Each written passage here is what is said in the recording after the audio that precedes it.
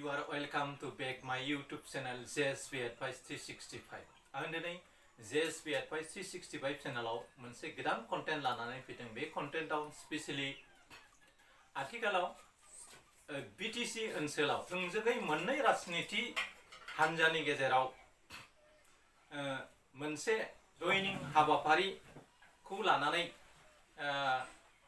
UPPLनि मानसिया BPFनाव, BPFनि मानसिया UPPLनाव सोलायनाय जि हाबाफारि बेखौ लानानै फैगौ बिसायख'थियाव थामहिनबा बैथि 2025 मायथाइयावनो BTCनि बिसायख'थिया जानो थांगासिनो दं। बेखौ लानानै बिथां हाग्रामा महिलारी आरो प्रमद बर'नि गेजेराव मोनसे गुदुं आबहावा BTCनि गेजेराव सोरजिनायखौ जों नुनो मोनदों।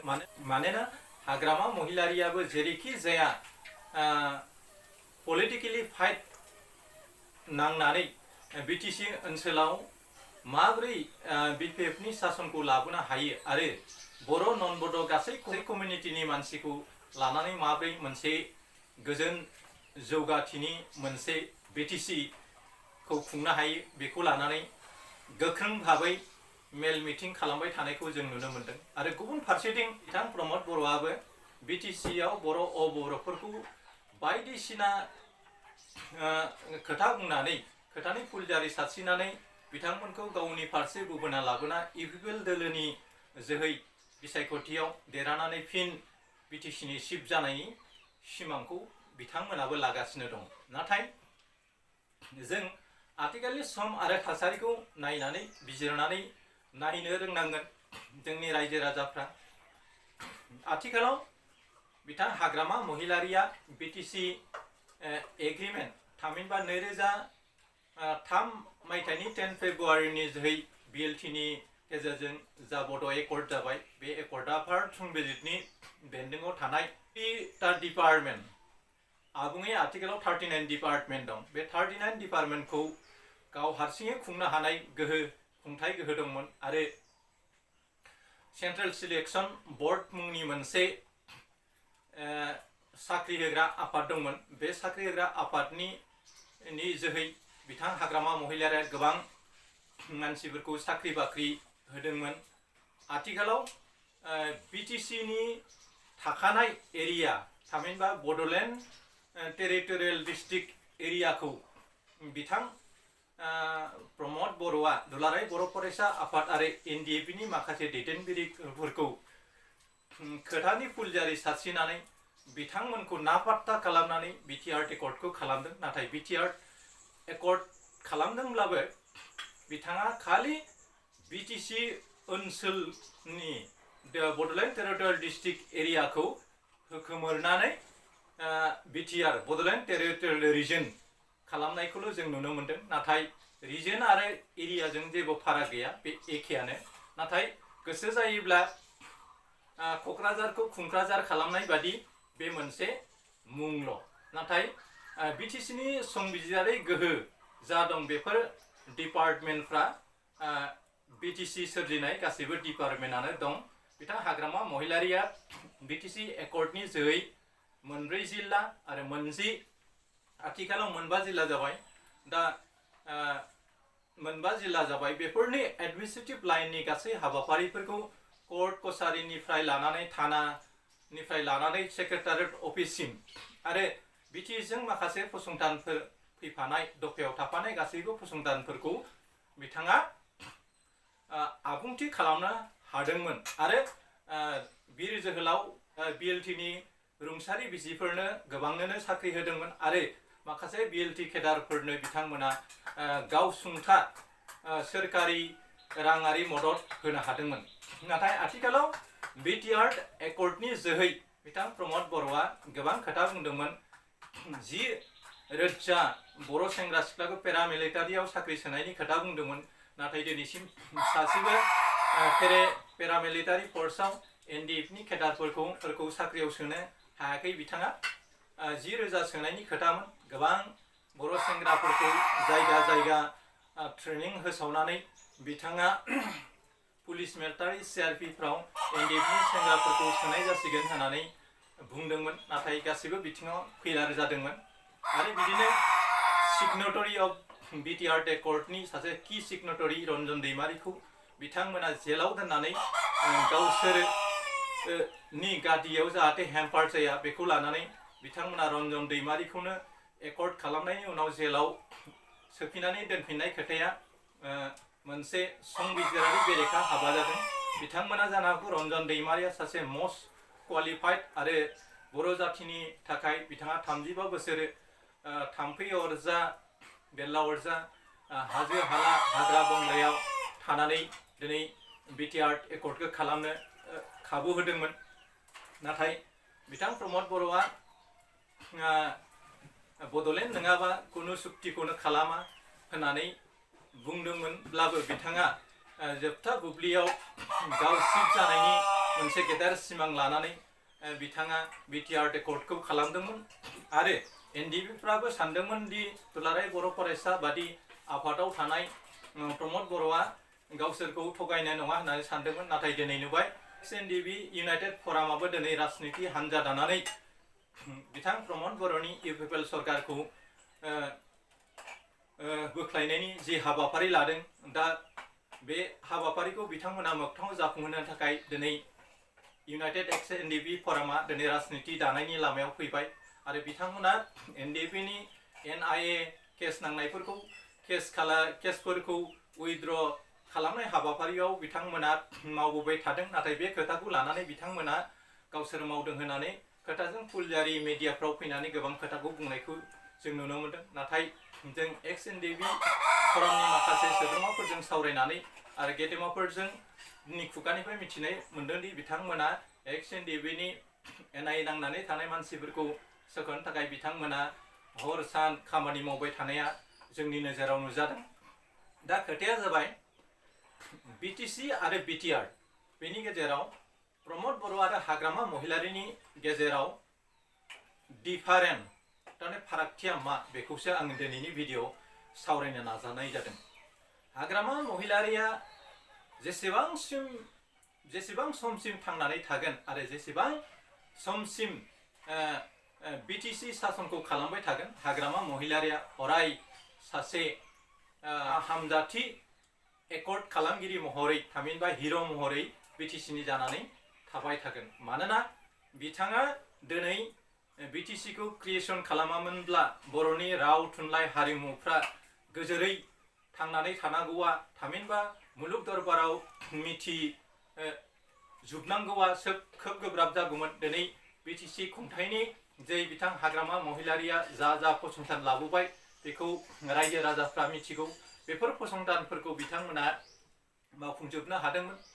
दा आरो बे बिटिसि एकर्डआ मोनसे संबिजिरारि मोनसे एकर्ड जायनि जोहै बिथांमोना दिनै जारिमिनाव अराय रायखांजाबाय थागोन। दा हाग्रामा महिलारिया मानो अराय हिर' जानानै थागोन आरो प्रमद बर'आ सासे थगायसुला थामहिनबा जिर' महरै बर' जाथिनि गेजेराव माब्रै जारिमिनाव मुं लिरजागोन बिनि सायाव आं नोंथांमोननो दिनैनि भिडिअ टिपाइसन होनो नाजानाय जादों। हाग्रामा महिलारिखौ जों सासे हिर' आरो आथिखालनि थासारियाव प्रमद बर'खौ सासे जिर' होननानै बुंनांगोन। मानोना बिथाङा खुगाजों जि खोथाफोरखौ बुंदोंमोन दिनैसिम मोनसेबो खोथाखौ आबुं खालामना होनो हायाखै। दा मानो आबुं खालामना होनो हायाखै बेखौ बयबो मिथिगौ। मानोना बिटिआर एकर्डआ भारत संबिजितनि मोनबो आयेन खान्थिनि गेजेरजों दाफुंजानाय मोनसे एकर्ड नङा। खालि बिथांमोना एरियाखौल' सोलायफाना थाबैनो माबोरै हाग्रामा महिलारिखौ नापात्ता खालामनानै बिटिसि ओनसोलाव थानाय बर' नन बर' रायजो राजाफोरखौ सोलै बुदै लानानै माबोरै सरकार दानो हायो बेखौ बिथांमोना खालामदोंमोन। आरो जायनि जाउनाव बिथांमोना मेजरिटि मोनाबासिनो इउपिपिएलआ 12 जनल' मोनदोंमोन बै समावबो आरो हाग्रामा महिलारिया 17 जन देरदों। नाथाय मास मेजरिटि मोननाय पलिटिकेल पार्टिखौ नापात्ता खालामनानै सरकार सासनाव बिथांमोना फैदोंमोन। नाथाय सरकार सासनाव फैनाय लोगो लोगो बिथांमोना जा खोथाफोरखौ रायजो राजानो होदोंमोन बेखौ मावफुंनो हायाखै। गोबां बिथिङावनो प्रमद बर'आ फैलार जादों आरो बिथाङा बिनानै लाबोनाय माखासे फसंथाना दिनैसिम गंसेबो गायसनजायाखै। मानोना भारत सरकारा बेफोर फसंथानखौ गायसननो हाया होननानै अलरेडि डिक्लेयार खालामना होबाय। बेनिफ्राय जों मिथिनो हायोदि बिटिआर एकर्डनि माखासे दफाफोरजों फैफानाय फसंथानफ्रा दिनै BTC ओनसोलाव गायसनजानाय नंला। दा खोथाया जाहैबाय आथिखालाव खाम्फा महिलारि चन्दन ब्रह्म मोना BPF-निफ्राय बिथांमोना हान्जाखौ सोलायनानै दिनै UPPL-आव नुजाफैदों। थोंजोङै जों नायनो थाङोब्ला रियेलि बिथांमोना जा हाइकर्टआव PIL होदोंमोन बिथांमोनाव खाम्फा आरो चन्दन ब्रह्ममोनानो थोंजों भाबै बड' राइटार एकाडेमिजों लोगोसे सामिल जानानै गुवाहाटी हाइकर्टआव BTR एकर्डनि एगेन्स्टआव बिथांमोना केस फाइल होदोंमोन। दा बिथांमोना दिनै BPF-निफ्राय गुगाबोनानै दिनै हितेश बसुमतारी खाम्फा चन्दन ब्रह्ममोना गावसोरनि मुलाम्फाखौ लानो थाखाय थामहिनबा गावसोर फिन BPF-आव दैदेनगिरि जानो हायैनि जाहोनाव आरो पपुलारिटी खमायनायनि जाहोनाव दिनै बिथांमोना UPPL-आव फैनानै BPF-खौ सोंखारिदों। नाथाय रायजो राजाया मिथिगौ सोर मोजां सोर गाज्रि, मानोना सासे गोग्गो दैदेनगिरिया मालाबाबो दलखौ बेयाव बारलाय खालामा। गुबुन बिथिङै जों नायनो थाङोब्ला मोनसे समनि सिगनेटरि बिथां हितेश बसुमतारी दिनैसिम जों मिथिनायाव हेब्द' बिथाङा राजनिति सोलायबाय। दा रायजो राजाफ्रा मिथिगौ आरो आथिखालाव क्वालिटिनि जुग आरो क्वालिफिकेसननि जुग। सोरबादि दैदेनगिरिजों थाङोब्ला रायजो राजाया मुलाम्फा जागोन, जाथिया मुलाम्फा जागोन, बेखौ बयबो बुजिनो हायो। दा बे BTR एकर्डनि एगेन्स्टआव केस होग्रा मानसिफ्रा दिनै UPPL-आव फैनानै BPF-खौ सोंखारिनाया आंनि बादिबा मिनिं गैया होननानै सानो। मानोना प्रमद बर' आरो उरखावगोरा ब्रह्म रोनगोरामोनना बिथांमोनखौ जयनिंआव लाबोनानै माबोरै बिथांमोनखौ मिसइउज खालामनो हायो, थामहिनबा बिथांमोननि पलिटिकेल केरियारखौ नाफात्ता खालामनो हायो, बेखौ लानानैसो दिनै UPPL-नि माखासे दैदेनगिरिफ्रा सोलायै बुदैयै BPF-नि मानसिखौ लाबोनानै डास्टबिनाव गारनानै दोननाय बादि दोनदों होननानै बिथां हाग्रामा महिलारिया बायदि बायदि मेल मिथिङाव बुंगासिनो दङ। आरो गुबुन फारसेथिं बिथांमोननो जाबादि समाव टिकेट होनांगौमोन आरो आथिखालाव 2022आवबो चन्दन ब्रह्म आरो खाम्फा बरगयारी आरो हितेश मोना टिकेट मोनगोननि खोथाया खोब साननो लागा जानानै फैदों। मानोना आथिखालाव UPPL-नि माखासे दैदेनगिरिफ्रा गावसिनि केन्डिडेटफोरखौ सोरखौ होनांगौ बेनि प्लेन पलिसिया आथिखालाव जाखाना दङ। दा बेबादि बुब्लियाव बिथांमोना BPF-आवनो थानानै मोनसे समाव धोन दौलत थाखा फैसा आरजिबाय बिथांमोना। दिनै BPF-खौ सोंखारिमालाय मा जानो रायजो राजाफ्रा मिथिगौ। लिडारा थांब्लानो दे रायजो राजाया थाङो बे नङा। मानोना रायजो राजाफ्रा ओरैबायदि गुन गोनां जाबाय, रायजो राजाफ्रा ओरैबायदि साननो हानाय जाबाय, सोरबायदि मानसिया मोनसे दलनिफ्राय मोनसे दलाव थांनानै गावनि मुलाम्फाखौ बोखाङो बेनि रोखा बिदिन्थिखौ जों नुनो मोनबाय। गुबुन फारसेथिं जोंनि सालबारि समाजनिफ्राय बिथां जय मुसाहारिखौ EM होगोन होननानै लांदोंमोन, नाथाय 2025नि इलेक्सना फैगासिनो दं आरो बिथाङाबो BPF-निफ्राय देरहासार जादोंमोन। नाथाय देरहासार जादोंमोनब्लाबो बिथाङा BPF-खौ नागारनानै UPPL-आव हाबफैनानै EM-नि जा सिमां नुदोंमोन बे सिमांखौबो जों जाफुंनायखौ जों नुनो मोनाखै। दा 21नि 18-12आव BTR एकर्डनि एगेन्स्टआव बिथांमोना गुवाहाटी हाइकर्टआव केस होदोंमोन। बेनि केस होनायनि फोरमानलाइखौ आं नोंथांमोननो ई-कर्टनि स्लिपखौ नोंथांमोननो होनाय जादों। मानोना बेवहाय दंमोन BTR एडभकेटआ जाबाय मिस्टार आर सिंह एम गसामी, मिस्टार एम गसामी। बेवहाय गासै दङमोन सेथियावनो बड' राइटार एकाडेमिनि गासै सोद्रोमाफोरा दंमोन, नैथियाव सानसुमा खुंगुर बैसोमुतारी दंमोन, चन्दन ब्रह्म दंमोन बेनिफ्राय खाम्फा बरगयारी हितेश बसुमतारी, बेनिफ्राय दंमोन बिन'द नार्जारी, बेनिफ्राय देरहासार बसुमतारी, बेनिफ्राय दंमोन सभाराम बसुमतारी, मिथाराम बसुमतारी, हरिश्वर बसुमतारी, हेमचन्द्र ब्रह्म, मिस्टार मंगल सिंह हाज'वारी।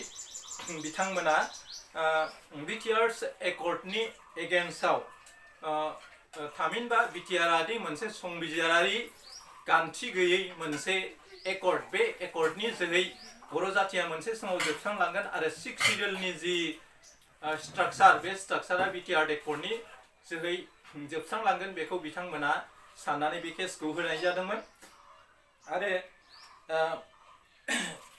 केस होनाय जादोंमोन बे केस होनायाव बिथां चन्दन ब्रह्म खाम्फा बरगयारी हितेश बिथांमोना 3थि 4थि 5थि बे लिस्टआव दंमोन दा बिथांमोना दिनै इउपिपिएलआव फैनानै गोबां खोथा बुंदोंब्लाबो इउपिपिएलनि मानसियादि बिथांमोनखौ गोसो गोरबोजों गोबानानै लागोन बेयो जाथावना नङा बिनि थाखायनो जों नुनो मोनो गोबां नेताफोरखौनो बिपिएफखौ गारनानै थांनाय जेरै प्रबिन बर' मोनसे समनि आसुनि दैदेनगिरि आरो मोनसे समनि बिपिएफनि गोख्रों बिफाव लानानै खामानि मावनाय बिथाङा बिपिएफनिफ्राय जायखारलांदोंमोन बिथाङाबो फैफिननो गोनां जादोंमोन आरो मोनसे समनि मुंदांखा दैदेनगिरि इमानुएल मुसाहारि बिथाङा बिपिएफनि जानानै बिबान मोनदोंमोन आरो बिपिएफनिफ्राय गुगानानै बिजेपिआव थांदोंमोन आरो बिथाङा बिजेपिनिफ्राय बिपिएफआव फैफिनदोंमोन थिग बिदिनो चन्दन ब्रह्म हितेश बसुमतारी खाम्फा बरगयारी बिथांमोनाबो मोनसे बुब्लियाव गावनि पलिटिकेल केरियारखौ दान खालामनो हानाय बादि जि थासारिखौ नुहुराब्ला बिथांमोना न'नि मानसि न'आवनो फैफिनगोन होननानै जों साननो हायो मानोना राजनितियाव मोनसे न'खराव दावराव दावसिया जाया नङा जायो बेखौ बिथांमोना सासे गेदेर दैदेनगिरि हिसाबै सानलाय हलाय बेफोरखौ गोथौ भाबै सावरायनानै बेफोरखौ समाधान खालामनायनि लामाया दंमोन नाथाय बेफोरबायदि लामाखौ होआबासिनो बिथांमोना गावसोरनि रांखान्थियारि मुलाम्फा आरो पलिटिकेल केरियारखौ लानानै बिथांमोना खामानि मावनो थाखाय थांनाया खोब लाजिनांथावना खोथा दा रायजो राजाफोरनो आं बेखौ टिपाइसन होनो नाजादोंदि दा बिथांमोना बिपिएफनिफ्राय थांदोंब्लाबो बिथांमोना टिकेट मोननायनि आसाया खम आरो बिथांमोना इउपिपिएलआवदि गोजोरै पलिटिकेल प्लेटफर्मखौ दागोन आरो इउपिपिएलनि जै बिथांमोना बिटिआर ओनसोलाव जानाय माखासे जेंनाफोरखौ समाधान खालामनो जों जगाजग जाफैदों होननानै बिथां खाम्फा बरगयारीया मेल मिथिङै बुंगासिनो दङ आरो इउपिपिएलनि माखासे गोरोन्थिफोरखौ बिथाङा माबोरै कारेक्सन खालामनो हायो कालेक्टिभलि बेखौ माबोरै मावफुंनो हायो बेफोर खोथाखौ बिथाङा बुंदोंमोन दा आं जोबथायाव आंनि कन्टेन्टनि सनाव फोजोबनायाव फैनोसै दा हाग्रामा महिलारिया माबोरै बिटिसिनि सासे हिर' दा 2001 2003आव बिटिसि एकर्डआ जादोंमोन बे बिटिसि एकर्डनि गासै दफाफ्रा मावफुंजादोंमोन नै कन्स्टिटिउसनेल एमेन्डमेन्ट बेहा संबिजिरारि मोनसे एमेन्डमेन्ट खालामनानै बिटिसिखौ क्रिएसन खालामनाय जादोंमोन आरो 3थि डिफाइन बिटिटि as a 6 schedule area with full autonomy आरो बिटिटि ओनसोलखौ 6 शिड्यूल एरिया खालामनानै बेखौ गाव खुंनो हानाय गोहो लानो हादोंमोन आरो 3थियाव दङ फर बिएलटि केडार आर सेटेल इन भेरियास गभजब आरो बिएलटिनि केडारफोरखौ गोबां साख्रि बाख्रिफ्राव थिसननानै होनो हादोंमोन बिनि उनाव दं बाथि huge boundary allocation as special package huge budgetary allocation as a special package साबद्रायनाय पेकेज हिसाबै बहा गोबां बाजेटाव थाखा फैसा लाबोनो हादोंमोन आरो बेफोरखौ huge budgetary allocation as a special पेकेजनि जोहै गोबां थाखा फैसा लाबोनो हादोंमोन बिनि उनाव दं दथि transfer of 40 department from state of BTC आरो transfer of 40 department from state of BTC आरो आसामनिफ्राय मोन 40 डिपार्टमेन्टखौ बिटिसिआव ट्रेन्सफार खालामनो हादोंमोन नाथाय मोनसे डिपार्टमेन्टखौ होआखिसै दा बिटिसिआव 39 डिपार्टमेन्ट दङ 7 development all the basic infrastructures such as road, bridge, Botanic University, sport complex, medical college, engineering college, CIT, Bodoland Guest House across the country, all the subdivision set up. Mande development all जौगानायनि गासैबो स्ट्राक्चारफोरखौ मावफुंजोबनो हादोंमोन जेरै सास S road लामा दालां Bodoland university sport complex medical college engineering college CIT Bodoland guest house हादोरनि गोबां जायगायाव अल दा साब डिभिजन सेटआप आरो गासै साब डिभिजनफोरखौ गायसननो हादोंमोन। दा हाग्रामा महिलारिनि गायसननाय कलेज इउनिभार्सिटि CITआव फरायनानै दिनै बर'फोरनि गेजेराव गोबां गोरों गोरा जाबोनो हमबाय। नाथाय हाग्रामा महिलारिजों चेलेन्ज नांनानै बिथां प्रमद बर'आ गोबां इउनिभार्सिटि लाबोनायनि खोथा बुंदोंमोन। सेन्ट्रेल इउनिभार्सिटि लानानै गोबां मख'थावना फसंथानफोर लाबोदोंमोन, नाथाय मोनसेबो बिथाङा मावफुंनो हायाखिसै। बिनि थाखाय बिथांखौ जिर' होननानै बुंनांगोन। जेरैहाय मानो बिथाङा जिर', प्रमद बर'आ मानो जिर', बिथांनि एकर्डआ मानो जिर'? सेथियाव दं 2020 BTR रेकर्ड 2020 27 जानुवारियाव BTR रेकर्डआ जादोंमोन। बेहा गैया, बेहा मा नो कन्स्टिटिउसनेल एमेन्डमेन्ट, बेहा संबिजिरारि खुनु एमेन्डमेन्ट भारतनि संबिजिरखौ बबेबा मोनसे आयेन दफाखौ सोलाय सोल' खालामनानै BTR रेकर्डखौ एग्रिमेन्ट खालामनाय जायाखै, मानोना बियो BTC आनो दङ। No constitutional amendment.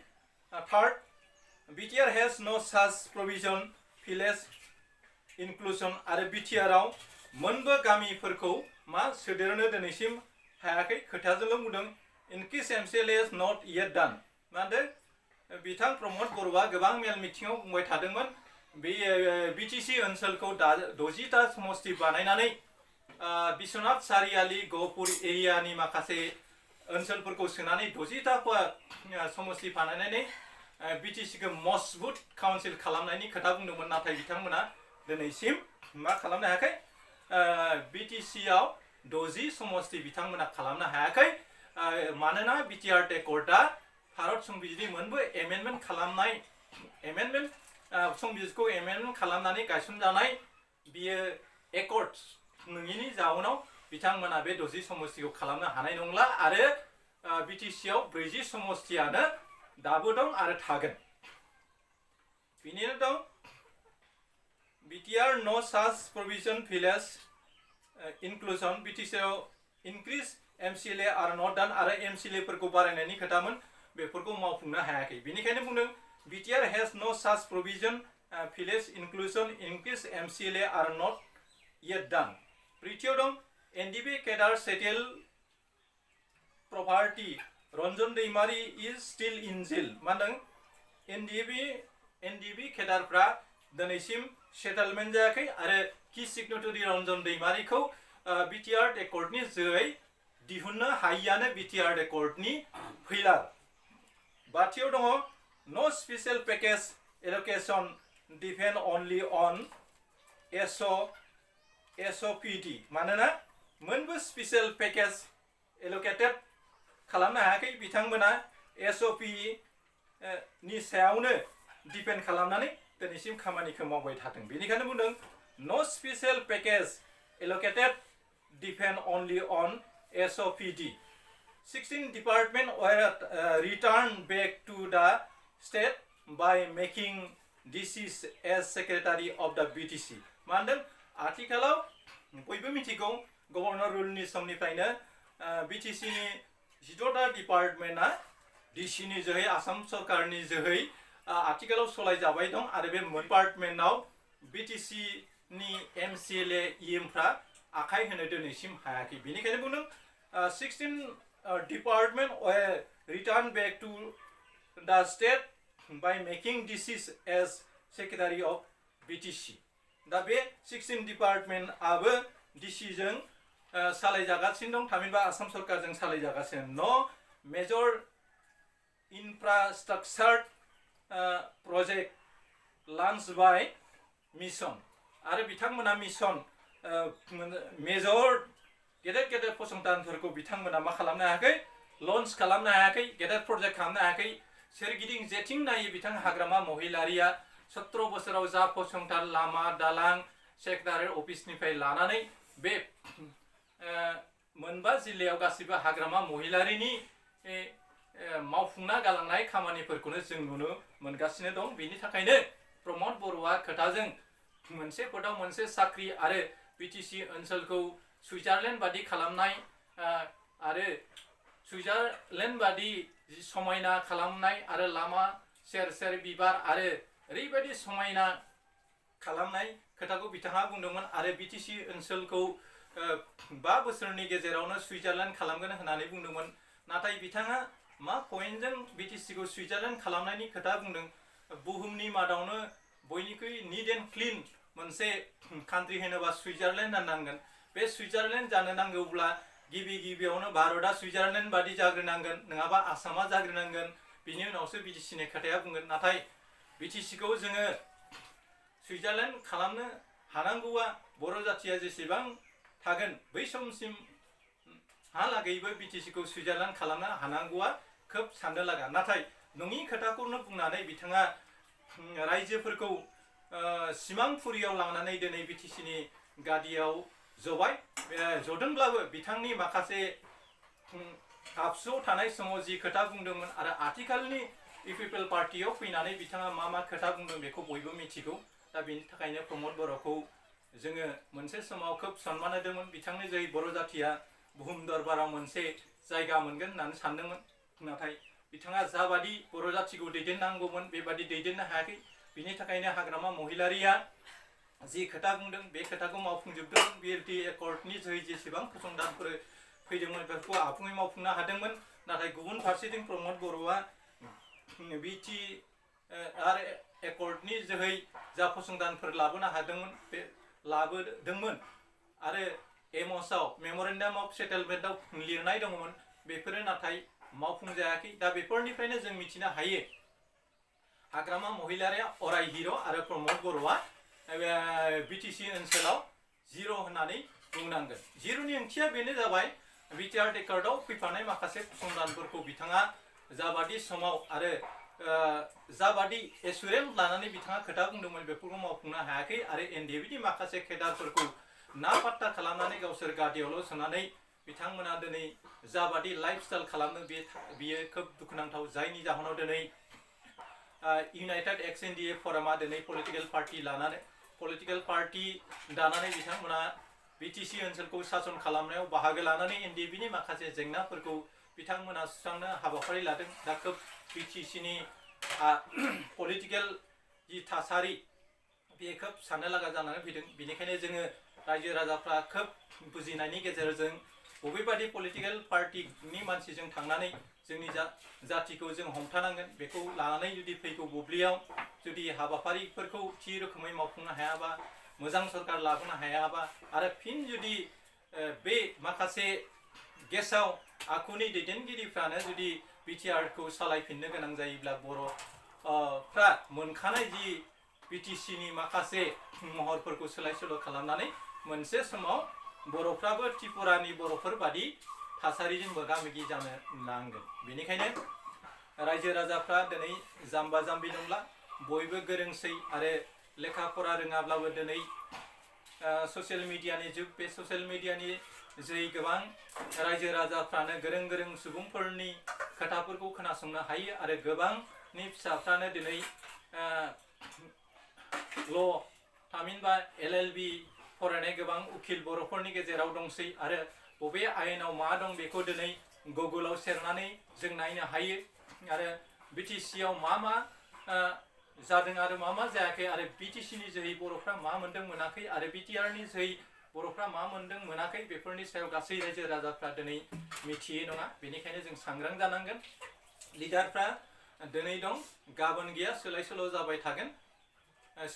जाबाय थागोन, गोजामा थांगोन गोदान फैफिनगोन, बेबायदिनो राजखान्थियारि जि बैदि दाहार बे अराय सोलिबाय थागोन। बेनिखायनो आङो दिनैनि बे कन्टेन्टआव बिथां हाग्रामा महिलारिया मानो हिर' आरो प्रमद बर'आ बिटिसिआव मानो जिर' बिनि सायाव कन्टेन्टखौ लाबोबाय।